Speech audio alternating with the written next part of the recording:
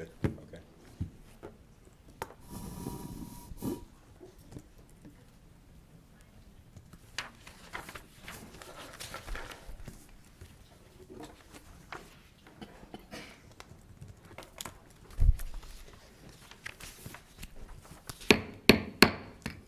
Good evening. I will now call to order a regular scheduled Apex Town Council meeting for Tuesday, October 11, 2022, and welcome to the council chamber. I want to do a special welcome to local Cub Scout Troop 205. So welcome. Thank you for being here. We'll now move to our invocation. Faith continues to be a tradition that provides hope, love, unity, and goodwill.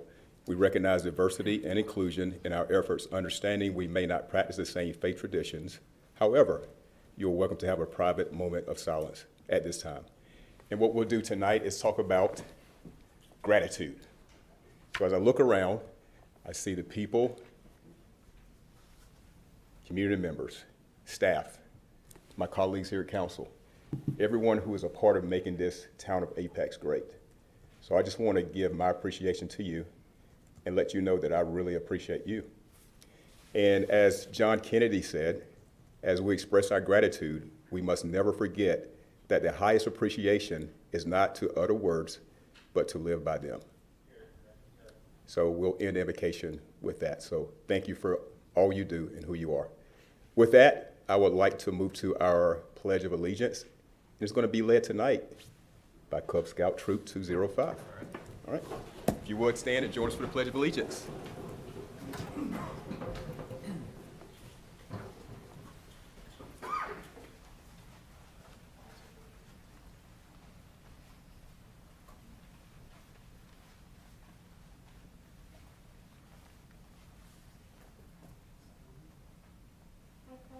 Allegiance to the flag of the United States of America and to the republic for which it stands, one nation, under God, indivisible, with liberty and justice for all.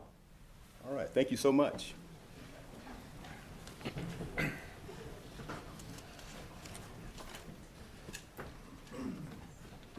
All right, we now move to our consent agenda. All consent agenda items are considered routine to be enacted by one motion with the adoption of the consent agenda and without discussion. If a council member requests discussion of an item, the item may be removed from the consent agenda and considered separately. Colleagues, you have consent agenda in front of you. Are there any recommendations or changes? Mr. Mayor? Yes, sir. I'd like to discuss consent agenda number 8. Okay. Proceed. You want to move it to? New business, please. Okay, all right. So consent 8 to new business 1. Anything else? All right, hearing that change, hearing no more recommendations, is there a motion to approve? I'll make a motion to approve with the change. I Second. second it. All right, motion second. Any discussion? All in favor indicate by saying aye. Aye. Opposed? All right, motion passes. All right, move now to presentations. It is Fire Prevention Week. We have a proclamation. Fire Prevention Week is October 9th through the 15th, 2022. And we have our amazing firefighters in the house. And we also have Sparky, the fire dog. All right. So as usual, we're going to be reading the proclamation in unity, shared reading. So we'll get started with the proclamation. We'll start with Councilwoman Stallings. Okay, National Fire Prevention Week.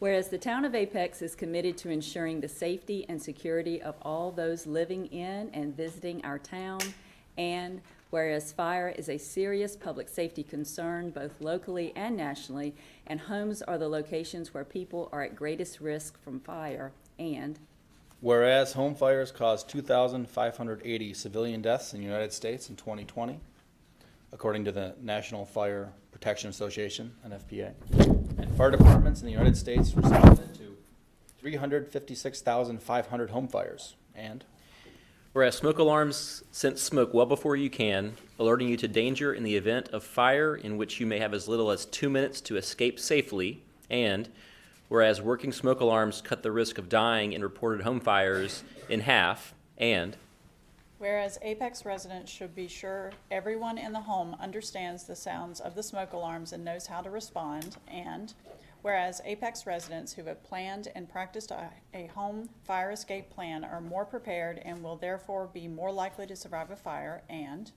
Whereas the 2022 Fire Prevention Week theme, Fire Won't Wait, Plan Your Escape, effectively serves to remind Apex it is important to have a home fire escape plan.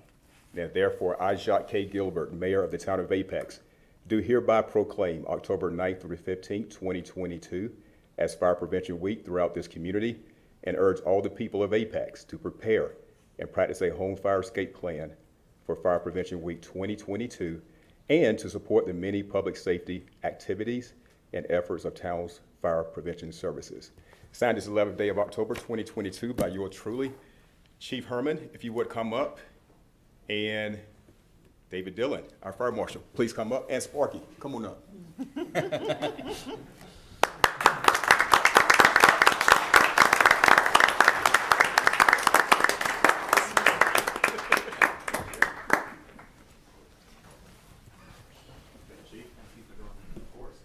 Thank you, Mayor, for all you do. Yes, sir. Thank you, sir. Or man.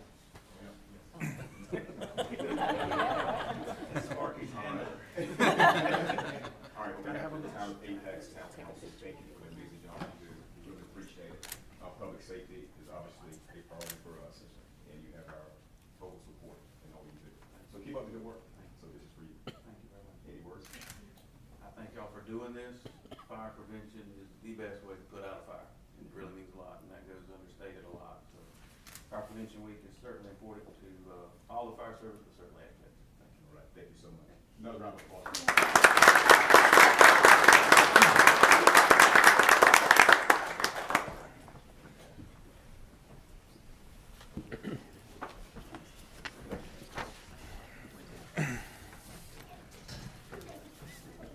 Like the way you think. The way you think.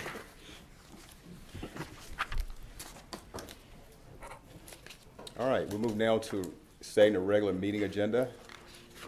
And we do have one change under closed session items. We're pulling closed session number 2.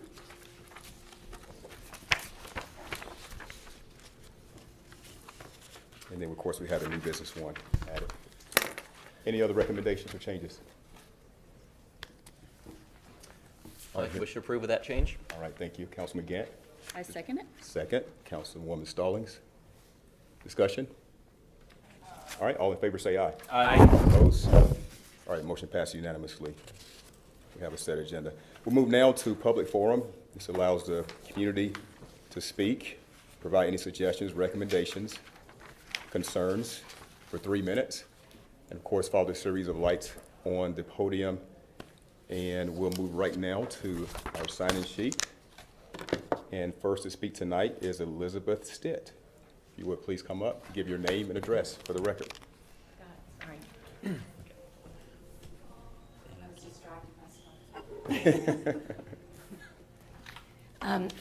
Elizabeth Stitt, 3113 Friendship Road. So a couple meetings ago, I asked the town to consider moving the turn lanes for the intersection of Friendship Road and Old US 1 into the capital improvement plan for this coming year. So I had some good conversation with Russell, and I'm sorry he's not here to give him credit for that. And then I was asked a very fair question after last meeting about the other stakeholders. So I thought it was worth my time to circle back. So on the first page here, you see where, the ask is obviously, now that the town's framework is up on the website, I thought I would at least give credit to that and at least explain how the lanes would play into the framework. But I wanted to spend the majority of my time talking about how DOT in Holly Springs is going to help contribute to easing some of the congestions in the areas. So if you look at the second page of the handout, this is the AmGym facility. This is the traffic plan that the DOT came up with. So in the very top circle, there's a 200-foot turn lane. So the town's plans were with Pleasant Plains Park to put a 150-foot turn lane. They're planning to do 200-foot turn lane. And so Russell and I was talking about, okay, maybe the lift in terms of finding the money would be less if we're able to cooperate with the developers of Amgen. And then you can see rest of the road improvements on the Holly Springs side of Friendship Road. So they're adding numerous lanes, they're adding stoplights, and they're actually improving the interchange there at New Hill, Holloman Road, and 4-lane US 1. So then if you go to the next page is a copy of an email I had with the town of Holly Springs. So when you look at their transportation map, very much like the town of Apex's, there's an interchange. They call it the Friendship Interchange. We call it the Richardson Road Interchange. But they have the, on their roadmap to do the design phase for their side of the interchange for 2023. So it is a project that's going to come sooner and will help our community. And then the other part on their transportation map is the Pleasant Plains grade separation. There's no date for that yet, but obviously both communities, both Apex and Holly Springs, has that on their transportation map as a future improvement. So I just wanted to pass the information along. I'm going to keep working with Russell, keep trying to find the dollars so that you guys can say yes to the smaller budget and get us our turn lanes. Thank you. Thank you, Ms. Stitt. All right. Next to speak is Rich Colby.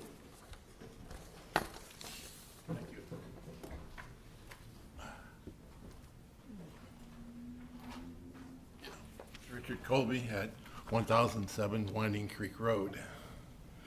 I'm here to present my concern with Beezer's development and their project planning at this point.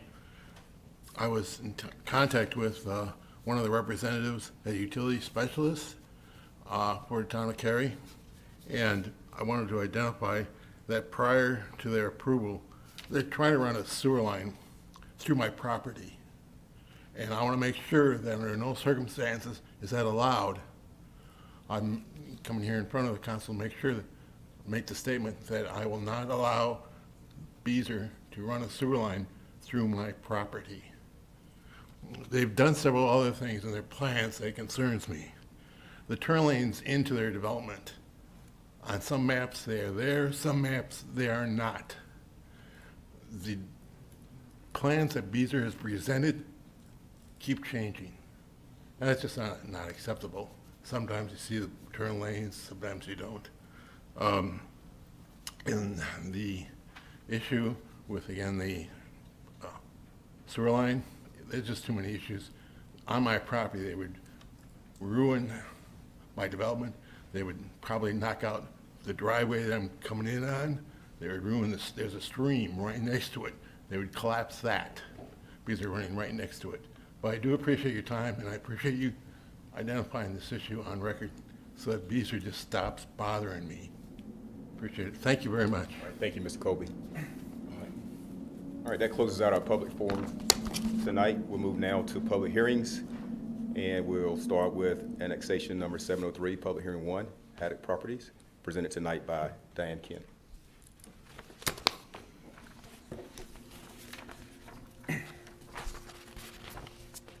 Good evening, Mayor and Council. Good evening. All right, so this annexation is on Old Smithfield Road, right next to the landfill in our southernmost area. The property is shown here. It's 1.989 acres. On this map, you can see that there is a strip of ETJ in between the landfill and this property that would like to annex in order to have a body shop placed there. That strip of land is owned by the C&D landfill that is up here, and this is their access easement. This piece here was annexed in 1989, so it's been annexed for a very long time. So I just wanted to explain why there's going to be a little bit of a gap there. It's not owned by the Haddock company, and so they were not able to petition for annexation for it. Staff does recommend approval. I'd be happy to answer any questions you may have. All right, questions? Hearing none. All right, thank you. Okay, thank you. All right, we'll now open up public hearing for this item. We have no one signed up to speak tonight, so we'll close it, and it's back to council for discussion, lead to a possible motion. I make a motion to approve. Motion to approve, Councilwoman Stallings. All right, second, Mayor Pro Tem. Discussion. All in favor indicate by saying aye. Aye. Opposed? All right, passed unanimously. We'll move now to public hearing 2. This is the bicycle and pedestrian system plan map amendment. Proposed facility type changes to Richardson Road. Jenna Schaus. Good evening. How are you? Good, how are you doing? All right. So I'll be presenting for public hearing number 2, a public hearing and possible motion regarding amendments to the bicycle and pedestrian system plan map. So for this public hearing, for these amendments, we're looking at Richardson Road between Hume Olive Road and US 1. And a short segment of this roadway has been built, the northern portion of this roadway, but further south, it's planned as a future thoroughfare. So the first part of this amendment is to change the proposed street side greenway to proposed side path along the west side of Richardson Road, along that entire stretch, so from Hume Olive to US 1. And there are 3 reasons for this proposed amendment. The first is that the 2045 land use map calls for medium-density residential along both sides of future Richardson Road, and street side greenways are typically provided as an off-road bicycle and pedestrian path for a more recreational facility along roadways with a rural context. But this roadway is planned to be developed within a more suburban context due to that medium-density residential. The second reason is that the Friendship Station development, which is located in this area at the intersection of Hume Olive and Richardson, was approved prior to the street side greenway designation. And so the frontage of Richardson Road, or the development's frontage of Richardson Road, cannot accommodate a street side greenway. Finally, the Richardson Road conservation easement, which is shown here in green, has strict development restrictions, so we won't be able to fit in a street side greenway in there, because typically a street side greenway requires a 20-foot greenway easement, and it's located outside of the right-of-way. So the proposal is to change that facility type from street side greenway to side path. And then the second part of this amendment is to change proposed public greenway to proposed proposed side path along the future street located right here that would connect on the east side of future Richardson Road. And the reason for this is because there's an anticipated rezoning called the Towns at the Station, and they're proposing to have this side path run along a residential street within that development, and then it would connect to a proposed greenway shown here that continues on to the Apex Friendship Schools. So I'm here to answer Planning and Community Development Department staff and Parks, Recreation, Cultural Resources staff recommend approval of these amendments. And at their September 28th meeting, the Parks, Recreation, and Cultural Resources Advisory Commission unanimously recommended approval. And last night, Planning Board unanimously recommended approval as well. So please let me know if you have any questions. Thank you. Ms. Schaus.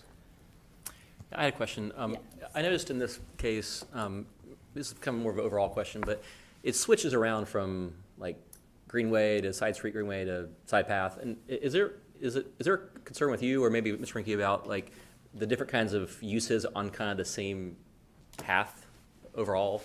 And will it be confusing or less utility because of those changes? As in, like, the type of user? Yeah, I guess type or how well it will be used, or confusion. Probably not confusion, but like just it seems like to me like Greenway makes more sense when it's Greenway the entire way versus choppiness amongst uses amongst the type. So this one, there's no plans for street side greenway along any part of Richardson Road except for this segment right now. And there's a plan for street side greenway along Hume Olive Road. Not sure if that gets. I was thinking more about the one to the school. I mean, it's going from side path to Greenway, kind of back and forth a little bit. So it'll be a similar width, so it still will be a 10-foot asphalt path and then connect further north to the school to provide that connection. Mm-hmm. So you're asking about transitioning from Greenway to side path? Yeah, I mean, just, am I correct in thinking it's better to have it as one type the entire way? Maybe you can answer it, versus a changing type? Good evening. Angela Reinke, park planner, in case anybody needed to know that. So yes, in this corridor from the schools what we were noticing is over time, because of that conservation area, as well as the Little Beaver Creek corridor, we were struggling between New Hill, Olive Chapel Road, and Richardson Road to get that to be Greenway. And so as projects came in from west to east, we were moving it off of that corridor. So this is sort of the last piece that captures it until you get to the school campus. We looked at this project, that smaller component piece. To run it as Greenway, it would need to sit in the conservation easement because there's a sewer easement adjacent to the conservation easement, and then basically it's on the street. So if they shift it to that alignment, then that allows us to, in this section from the school campus, have street side path all the way from the school campus, technically west to New Hill Olive Chapel Road.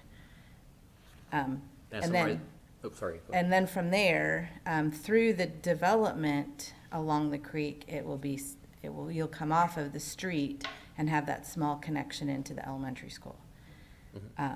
We don't know exactly how the alignment will go on the school south edge of the school campus all the way across. We have 3 points of access, one to the elementary school, an easement that's recorded in the middle near their ball fields in the back of the site between the middle and the high school, and then one at the very edge of the campus, which really doesn't provide access, but it crosses the school property. So somewhere between the southern boundary of the Friendship Schools campus and the Little Beaver Creek, that's where we anticipate the option of either being along a street if that were to redevelop or along the creek. So it does shift, but we found, like, for us, a logical terminus for where you would come off street and then you'd enter the campus. So it's Greenway entering the campus, but on street, if you will, the remainder of that whole entire corridor. Can I summarize what you said by saying maybe it is desirable to have one type of path the entire way, but the reality is it can't always be achieved? Right, and in this case, it shifted from Greenway to side path, partly just because that particular riparian area was it's not mapped wide, but the amount of flooding and the conditions we found made it really difficult for us to be able to be anywhere near the creek or the riparian area to build the Greenway, and so it shifted to being along the streets. Okay. Thanks. Any other questions? All right. All right, move now to open up a public hearing for comments. No sign-ups tonight, so we'll close public hearing and it's back to council. Discussion or possible motion? I make a motion to approve. All right, motion Second. approved. Second. Any further discussion? All in favor say aye. Aye. Opposed? All right, passed unanimously. Thank you. Move now to new business 1. Rezoning case number 22 CZ 13-2021 North Salem Street PUD set to public hearing. Councilman Mahaffey. All right, thank you, Mayor. So the reason I pulled this tonight is I wanted to have a public conversation with my colleagues about our development process. I think there's an opportunity to do better than we've been doing in the past. I think the past couple of meetings have shown that our process, although very speedy, very efficient, has led to sort of, these kind of high tension moments at the very end where it feels like it's high stakes and the development community is getting upset because stuff's being asked of them at the last moment, and we have to defer stuff and go back. It's happened a lot lately. We've deferred a lot of development to future meetings. I think we can do a little better. And I chose this this item kind of because to point out that we actually do have cases that come before us multiple times. The first time it comes before us is on the consent agenda, as it is tonight, where we set the public hearing. My suggestion, I think actually, instead of setting the public hearing on the consent, I think this is an opportunity for the developers to come before us for a first time and give us a presentation and have a more low-stakes, informal conversation about the project. Allow us to give them some feedback before it's all on the line for a final vote. Then after that discussion, we can set the public hearing. maybe in 2 weeks, maybe in 4 weeks, depending on what the feedback is. Gives them time to discuss with staff, as often happens anyway at the end.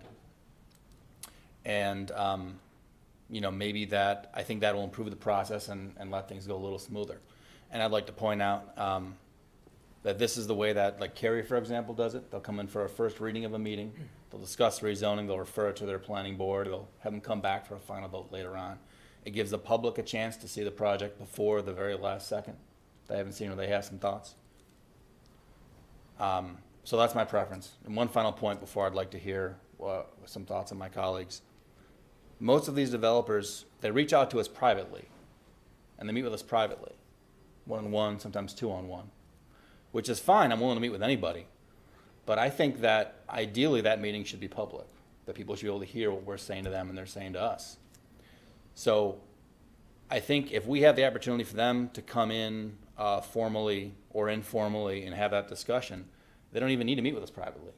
They still can if they want, but anything they say to us, and you guys know, basically what happens is they give us the same presentation that they give us in a week or 2 weeks later.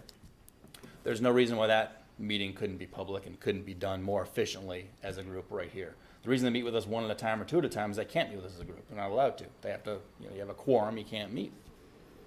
So that's what I had to say, Mr. Mayor, and to my colleagues. I would ask that if it were up to me, that staff would be to, in their discussions, I don't want to disrupt anything in flight. I know we have some meetings come up in 2 weeks. But going forward, I would invite the developers to come earlier to us formally at the meeting, have that discussion, and then we'll set the public hearing appropriately and move on. So, back to you. Okay. And just to add on to my colleagues' comments, I think it will provide an additional opportunity for more public comment. As of right now, we provide that public notice, but it's basically just to those who are the neighbors, immediate neighbors to the development or to the project. And as we've seen more and more that, the first opportunity that the greater public, those who are the, I like to call secondary and tertiary impactees, their first opportunity to really come about and provide comments and address the applicant is during these meetings. And to me, it's always awkward when we have the developer or the applicant asking us for feedback. We're providing feedback during the course of this meeting. Then during public comment or public hearing, somebody from the public will give a very, well-reasoned question, an issue that, quite frankly, just hadn't been considered. And then we're forced to kind of say to the applicant, well, what are your thoughts with regard to, what was just asked? And then the applicant's always kind of caught a little, flat-footed. It's tough to be prepared for questions that you didn't anticipate, that sort of thing. I feel like if we allow this first reading sort of format, it'll help prevent a lot of that issue as well. More public engagement, more opportunity for those who are making the applications to get their questions answered and have a little bit more time to prepare. And I think the big area that really helps us out is I think it'll help in terms of the efficiency of how the staff can process things. I've shared my frustration many times with the problems that can be created when we're adding conditions here, and then I see our town attorney writing things furiously. I see our planning staff writing things furiously. I see our town manager looking at us like, please don't do that. So I think that if we can reduce that amount of stress, will be a much more efficient process. And I think that first reading gives us a very clear procedural milestone that'll give the public more notice, the applicants more notice, and our staff more time to do things in a way so we can get an efficient process out the way. I think that it doesn't impact the speed in which these applications are done. Honestly, I think we're really fast when it comes to these applications. Maybe something that we need to take a look at as to whether or not the pace of which we're approving things may need to be slowed down, or we may need to even think about, the mighty word moratorium occasionally. But I think this is a good way of kind of helping level the playing field and give us all an opportunity to come in a little bit more prepared and give everybody an opportunity to put their best foot forward. So I would agree with the idea of doing these first readings. I had a question maybe for you, either of you, I guess maybe Carrie, because you brought it up. Do you have, so if Carrie is the model, do you have evidence that this kind of first reading idea has led to better outcomes in terms of public engagement or project quality or, those sorts of things? I mean, or maybe staff in talking to the Carrie planners. I mean, is it actually an improvement? Well, I would like to respond by just pointing to our previous experience in the past couple months. We've had a couple awkward situations. We've deferred stuff. That's not ideal. Like, that doesn't provide the certainty that people are looking for in the process. I think we're effectively doing this anyway. The way we go here, we talk about conditions. Oh, we'll come back in 2 weeks, So I think that an argument can be made that this is a formalization of what is really now an ad hoc process. And formalizing that, I think, would be to everyone's advantage. I haven't spoken to Carrie about it and their experience. I don't know if they've done it any other way before and how they would feel about it. Okay. I'd note that I universally vote against the deferments, but Diane, have you talked, do you know, I mean, I'm not sure if you want to get involved in this conversation, but have you talked to the planner and Carrie and how that's worked out for them? Well, this is the first I've heard of this idea, so no, I haven't talked to anyone in Cary, and no, I didn't even know that it was under consideration specifically to have first and second readings. I know other places do things differently, but staff would need time to consider what you all are asking and to figure out how to make it work. I just had a follow-up. We often talk about housing affordability and environmental stewardship goals. Do you have thoughts about where in the sequence, like the Environmental Advisory Board, for example, would fit in terms of how they give feedback? Have you got thoughts about that? I'm not really proposing any change to how the EAB specifically works tonight. They meet very, very early. They're one of the earliest boards that meet with the developer for a project. I think that's intentional because we wanted to give the developer time to incorporate their feedback. So nothing I'm saying tonight would affect the EAB specifically. I would say in terms of housing affordability, I know our CJ meets with them as a staff member during the process already before it gets to us. I would say that if we have feedback about affordability conditions, having this first meeting would give us an opportunity to make a lower stakes conversation about that and give people time to ponder what we're saying rather than give us a yes or a no right there. Another point I wanted to make, it sounds like this would take up more time, right, because we do everything twice, but I would like to point out that if you do that first reading, the subsequent reading, the second reading, it'd be a lot quicker. You wouldn't have to go into details of what's going on. It would focus on any changes from the first one and potentially be a lot faster. So it's not necessarily doubling the time, even though it is 2 items. I would have to say too, I agree with everything that both you and Councilmember Gray have said. I feel like we're doing this process already, and it's been frustrating to see us having to negotiate these things and put everybody on the spot. And I would also be in favor of slowing things down. Our process is really super fast anyway, so I feel like this gives us the opportunity to give a little bit more time for these projects and to have these discussions in these readings. So I would agree. I like the idea of having a first reading. And I think our comments today are, certainly not to, put planning staff and say, hey, what are your thoughts on this? Unfortunately, just by virtue of how we operate, and I'm glad that the scouts are able to see this is our first opportunity to talk about stuff like this. We just don't get to do this unless we're all sitting here, which I think is an interesting dilemma of how we have to govern. We can't talk in a big group about stuff like this and how to make things better and how to improve things unless we're doing it all in front of all of you. So it necessarily can seem a little stilted and it can be a little, jagged around the edges. But in the end, I think, I appreciate Councilmember Mahaffey bringing this issue forward because it does give us the opportunity to kind of talk about something that we've all identified as an issue that we want to streamline and make better. Not to say that it's bad, not to say that it doesn't work, but it's something that I feel we all recognize we can do it better.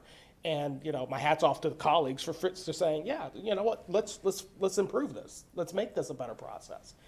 We already do it better than most other municipalities. We can continue to do it better than everybody else by figuring out how do we make it better for those who are the applicants, those who are the public, so that they've got as much involvement as possible, and for those in the staff who have to put all these considerations together before it comes to us, coordinating with the various boards, coordinating with council, coordinating with developers.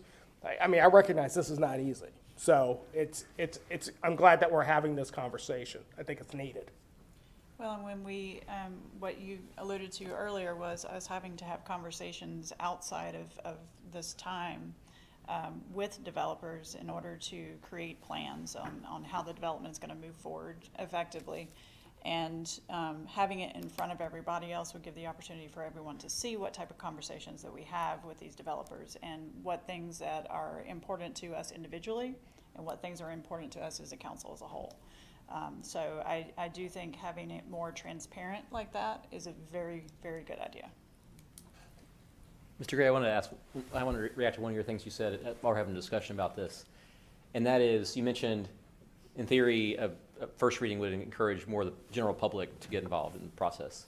And I was wondering whether you are concerned about the potentially negative outcome of the secondary and tertiary stakeholders effectively drowning out the primary stakeholders in their comments. I do think I think that's a great point, and I think that's something where the process currently is very much beholden to. There's a procedural step where the immediate neighbors are notified, the immediate neighbors have meetings, the immediate neighbors are in a conversation early on. And I think what I've learned over my brief time here on council is that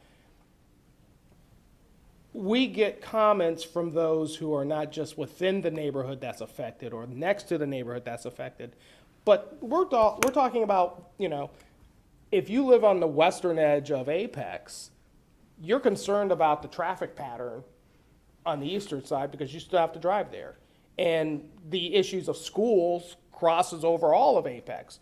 I mean, when we talk about adding a development, rezoning something, and we've got a school issue, I mean, we've heard comments about, kids are getting up at 7 o'clock for an hour and a half bus ride. Each person on that bus route is a secondary and a tertiary or more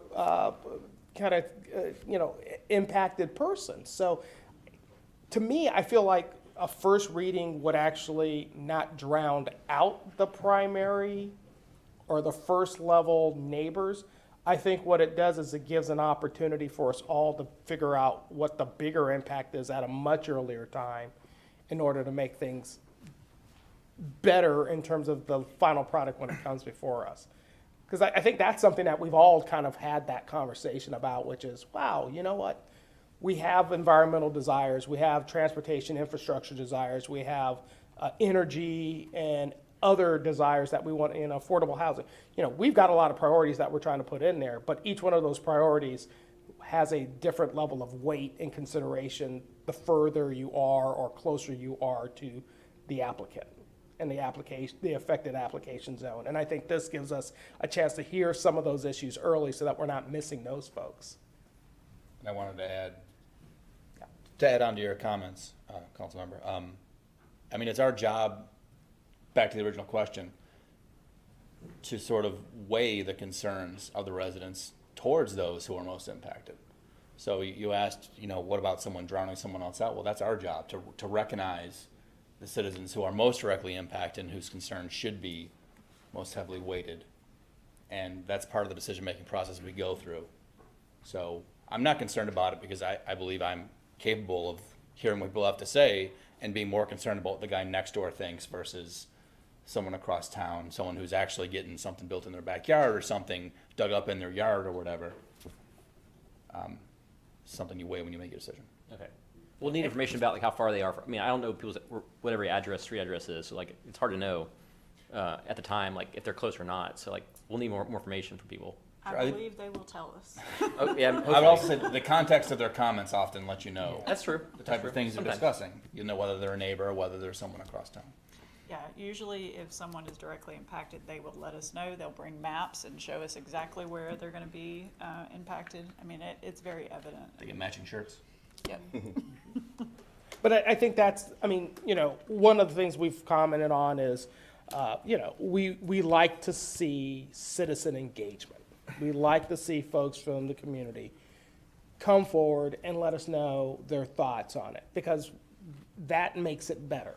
And to me, more opportunities to have the public involved, I think, is better. It may slow things down, but I do think in the end, it's better. It's harder for us to say that certain thoughts and considerations weren't taken into effect.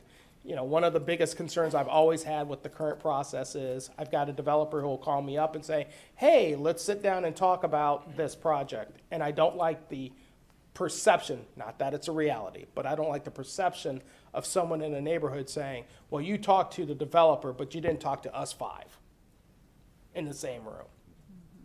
Or you talked to the developer, but, you didn't come to my house.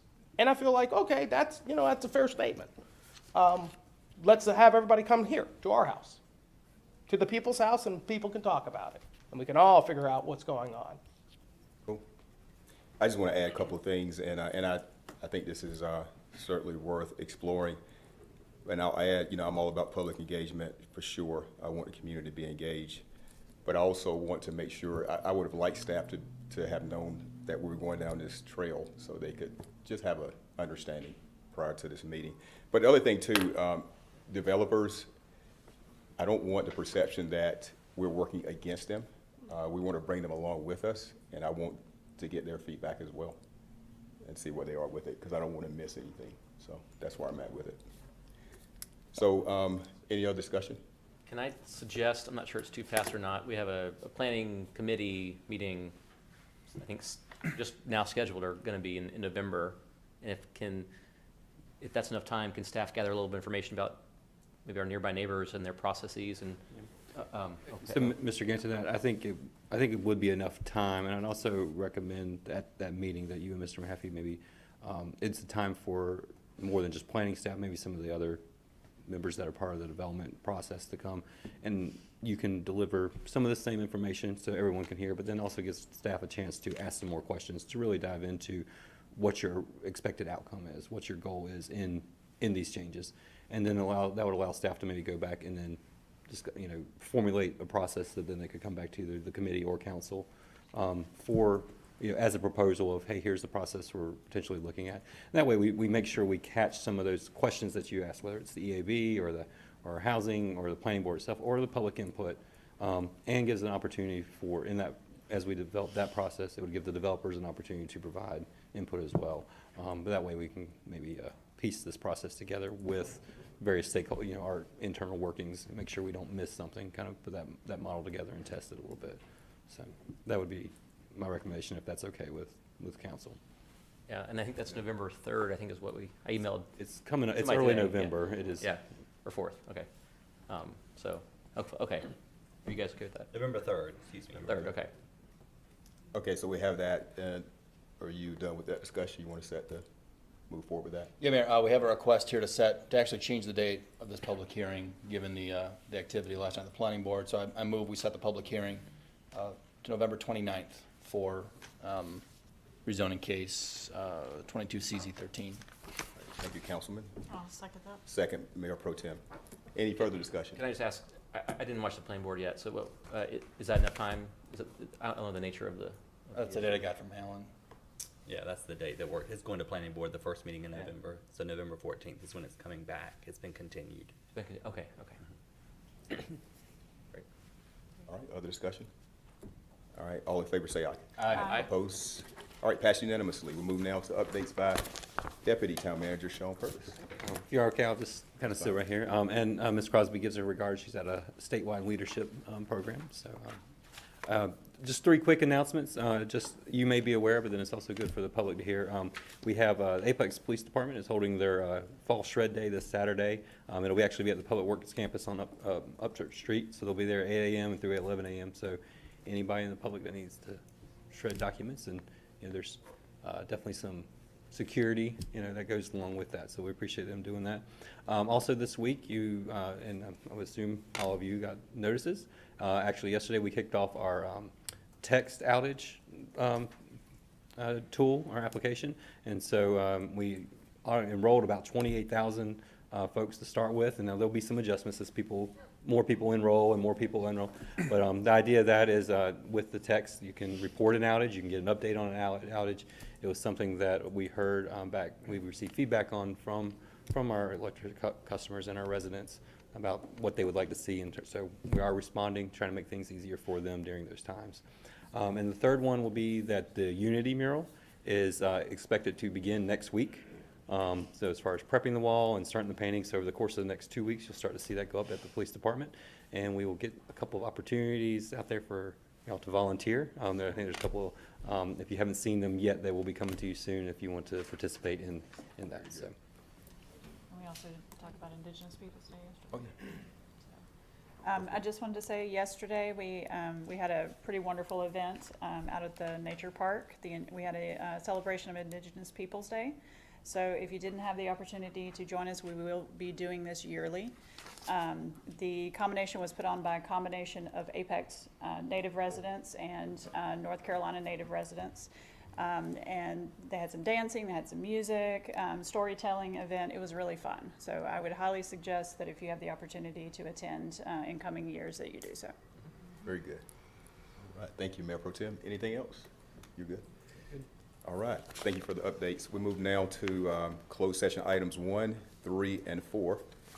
There's a motion. I'll make a motion that we go into closed session. All right, motion, Mayor Pro Tem. I second it. Second, Councilwoman Stallings. Discussion? All in favor say aye. Aye. Opposed? All right, passed unanimously. We'll move into closed session. Just to let you guys know, we're done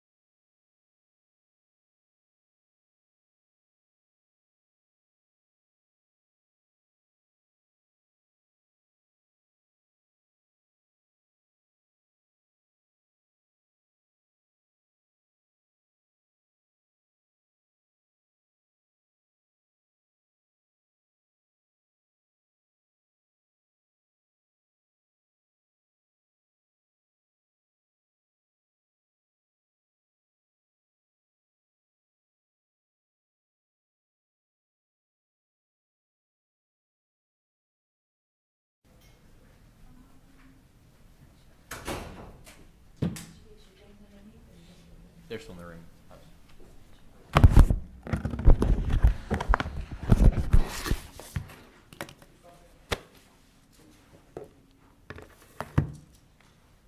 We back on? All right. Here's your, Oh. here's your computer.